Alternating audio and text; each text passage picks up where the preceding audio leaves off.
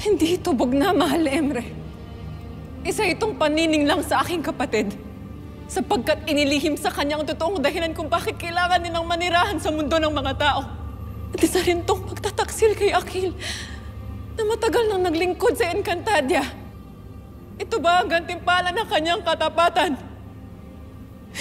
Mahal na Emre, nagmamakaawa ko sa inyo. Sa inyo na sinasamba ng lahat ng tapat na Encantado. Gamitin niyo ang kapangyarihan niyo upang ikutin muli ang panahon. Ibalik niyo si Gaia at Akil sa Encantadia.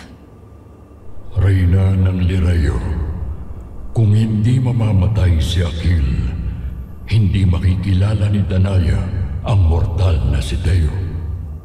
Kung walang Teo, hindi maisisilang si Terra. Kung walang Terra, mawawasak at mawawala na rin ang Encantadia. Ngunit bakit si Gaia, mahal na Emre? Na isa lamang paslit. May pagkakataon pa tayo upang iligtas siya, mahal na Emre.